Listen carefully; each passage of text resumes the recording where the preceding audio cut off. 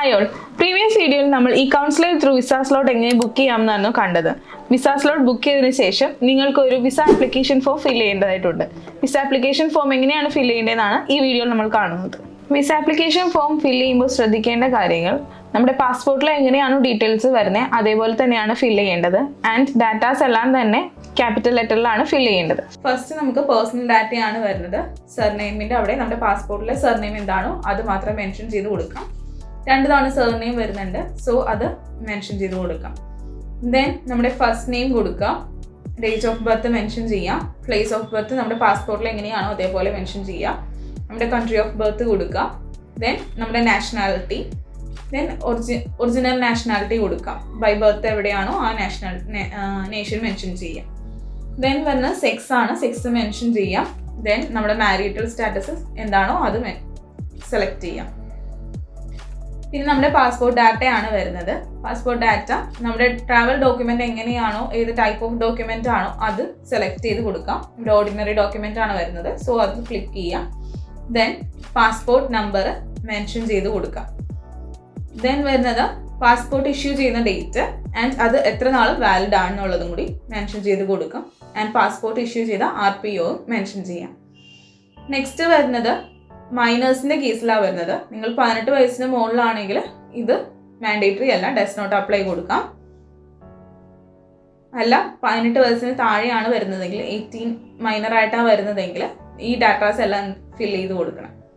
Then contact details fill ചെയ്യണം. നമ്മുടെ home അഡ്രസ്സും കാര്യങ്ങളാണ് ഇവിടെ ഫില്ല് ചെയ്യേണ്ടത്. സ്റ്റേറ്റിൻ്റെ അവിടെ നമ്മുടെ കൺട്രിയാണ് മെൻഷൻ ചെയ്യുന്നത്.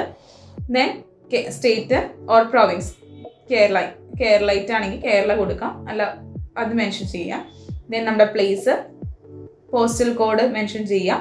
നമ്മുടെ ഫുൾ അഡ്രസ്സ് പാസ്പോർട്ടിൽ എങ്ങനെയാണോ അതേപോലെ ഫുൾ അഡ്രസ്സ് മെൻഷൻ ചെയ്ത് കൊടുക്കാം.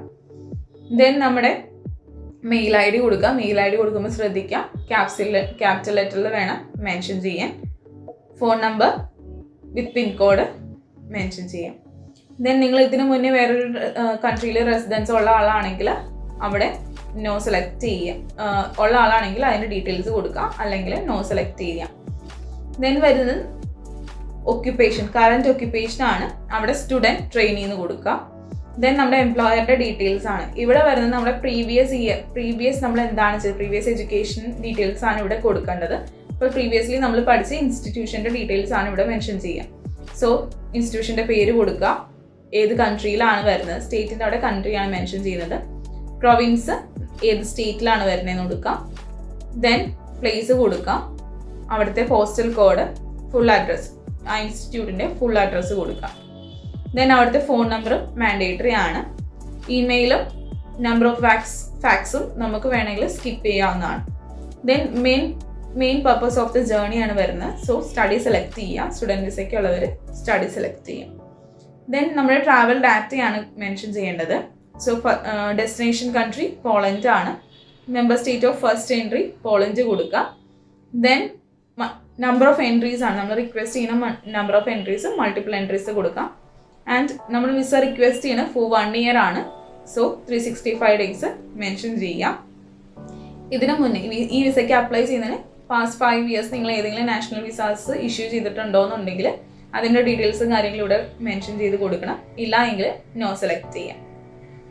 ദെൻ വരുന്നത് ഏതെങ്കിലും ഷെങ്കൻ വിസയ്ക്ക് വേണ്ടി നിങ്ങൾ അപ്ലൈ ചെയ്തിട്ടുണ്ടോ എന്നുള്ളതാണ്. ഉണ്ടെങ്കിൽ എസ് കൊടുക്കാം, ഇല്ലെങ്കിൽ നോ കൊടുക്കാം. ഇനി വരുന്നത് നമ്മൾ യൂണിവേഴ്സിറ്റി ഡീറ്റെയിൽസ് ആണ് നമ്മൾ കൊടുക്കാൻ പോകുന്നത്. പോളണ്ടിൽ നിങ്ങൾ അറൈവ് ചെയ്യാൻ ഉദ്ദേശിക്കുന്ന ഡേറ്റ് ആണ് ഫസ്റ്റ് മെൻഷൻ ചെയ്യേണ്ടത്.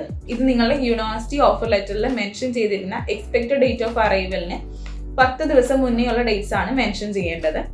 ഡിപ്പാർച്ചർ മെൻഷൻ ചെയ്യുമ്പോൾ നമ്മൾ കൊടുത്തിരിക്കുന്ന എക്സ്പെക്റ്റഡ് അറൈവലിന് 1 year ശേഷമുള്ള ഡേറ്റ് ആണ് മെൻഷൻ ചെയ്യേണ്ടത്.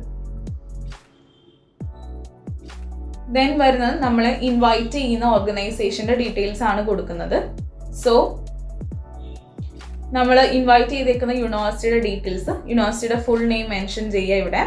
ദെൻ കൺട്രി മെൻഷൻ ചെയ്യുക, പ്ലേസ് ഏതാണോ അത് മെൻഷൻ ചെയ്യാം, അവിടുത്തെ postal code, full address, house number എന്താണോ അത് മെൻഷൻ ചെയ്യാം. ഈ ഒരു ഓപ്ഷനിൽ നമ്മളെ ആരാണോ ഇൻവൈറ്റ് ചെയ്യുന്നത്, യൂണിവേഴ്സിറ്റിയിൽ നമ്മൾ ഇൻവൈറ്റ് ചെയ്യുന്ന പേഴ്സൻ്റെ ഡീറ്റെയിൽസാണ് കൊടുക്കേണ്ടത്. അപ്പോൾ അവിടുത്തെ ഇൻവൈറ്റ് ചെയ്യുന്ന പേഴ്സൻ്റെ ഫസ്റ്റ് നെയിമും സർനെയിമും കൊടുക്കുക. ദെൻ അവിടുത്തെ പ്ലേസ് എന്താണോ, യൂണിവേഴ്സിറ്റി പ്ലേസ്, അവിടുത്തെ പോസ്റ്റൽ കോഡ്, സെയിം യൂണിവേഴ്സിറ്റി അഡ്രസ്സും ഹൗസ് നമ്പറും കൊടുക്കാം. കോൺടാക്ട് ചെയ്യുന്ന ആളുടെ ഫോൺ നമ്പർ, ഇമെയിൽ അഡ്രസ്സ്, ഇവിടെ ഫോൺ നമ്പറും കൊടുക്കാം. ഇത്രയും ഡീറ്റെയിൽസ് മാൻഡേറ്ററി ആയിട്ട് കൊടുക്കേണ്ടതാണ്. ദെൻ വരുന്നത് നമ്മുടെ ട്രാവൽ ഡീറ്റെയിൽസ് ആണ് വരുന്നത്. നമ്മൾ എങ്ങനെയാണ് എക്സ്പെൻസ്, നമ്മൾക്ക് വരുന്ന എക്സ്പെൻസും കാര്യങ്ങളും മീറ്റ് ചെയ്യുന്നതിനുള്ള ഡീറ്റെയിൽസ് ആണ് ഇവിടെ വരുന്നത്. So first 33rd question, cost of traveling and leaving during the applicant stay is covered by the applicant or himself select ചെയ്യാം. ആൻഡ് നെക്സ്റ്റ് വരുന്നത് നമ്മൾ ഡ്യൂറിങ് സ്റ്റേ എങ്ങനെയാണ് സപ്പോർട്ട് ചെയ്യാൻ പോകുന്നതെന്നാണ്. ക്രെഡിറ്റ് കാർഡ്സ് ആണ് നമ്മൾ ഷോ മണി ആയിട്ട് വരുന്നത്. സോ ക്രെഡിറ്റ് കാർഡ്സ് കാണിക്കാം. ദെൻ വരുന്നത് ഡസ് നോട്ട് അപ്ലൈ ഇൻബിൽഡ് ആയിട്ട് വരും. ദെൻ നെക്സ്റ്റ് വരുന്ന യൂറോപ്യൻ സിറ്റിസൻ്റെ ഡീറ്റെയിൽസ് ആണ് ഡാറ്റ ഞാൻ കൊടുക്കുന്നത്. നമുക്കത് ഇന്ത്യൻ സിറ്റിസൺസിന് അതിന് ആവശ്യമില്ല. സോ ഡസ് നോട്ട് അപ്ലൈ കൊടുക്കാം. ദെൻ വന്ന് ഈ ഡീറ്റെയിൽസ് എല്ലാം വായിച്ച് നോക്കി ക്ലിയർ ചെയ്തിട്ട്, ഈ ഡാറ്റാസ് എല്ലാം വായിച്ച് നോക്കി ക്ലിയർ ചെയ്യാം. എന്നിട്ട് ഓരോ എല്ലാം വായിച്ച്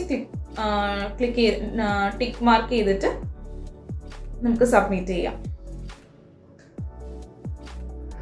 കറക്റ്റ് ആണോ ഒന്ന് ഓടിച്ചിട്ട് നോക്കുക. ഈ ഡാറ്റാസ് എല്ലാം കറക്റ്റ്, നമ്മൾ കൊടുത്തിരിക്കുന്ന ഡാറ്റാസ് എല്ലാം കറക്റ്റ് ആണോ എന്ന് ഓടിച്ചിട്ട് നമ്മുടെ പാസ്പോർട്ട് വെച്ച് വെരിഫൈ ചെയ്തതിന് ശേഷം സേവ് ചെയ്യാവുന്നതാണ്.